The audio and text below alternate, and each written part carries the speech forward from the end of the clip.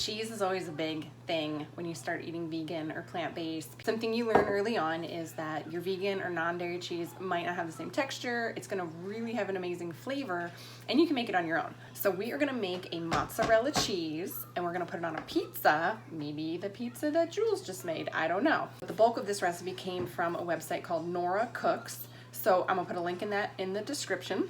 Ingredients are pretty simple. Cashews, which I have soaking.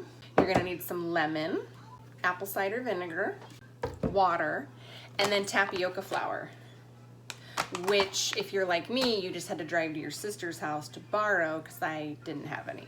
Probably a good idea to look at the recipe before you jump in. Oh, and a little bit of salt. But what we're gonna do is soak the cashews, combine everything in the Vitamix, or whatever blender you have, and blend until smooth. So I'm gonna go ahead and do that real quick, and then we're actually gonna put it on the stove and warm it up a bit.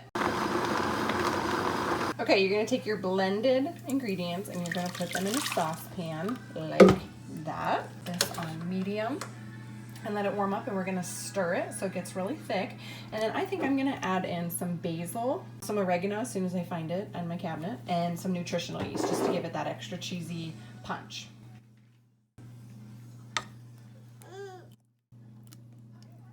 Okay, now that I've made the cheese, I'm actually gonna go ahead and just make a pizza, and I really like to buy the Engine 2 Plant Strong pizza crust. So they're Whole Foods plant-based.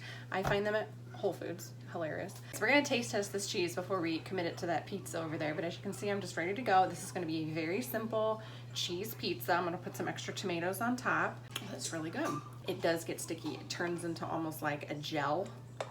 Sort of like really good gooey melted cheese. So this is gonna stretch out really nicely on the pizza crust. So while I'm waiting for the oven to preheat, because it takes forever, I took a dollop of the leftover mozzarella and I tossed it in a bowl of salsa, because I feel like that's gonna be an excellent combination.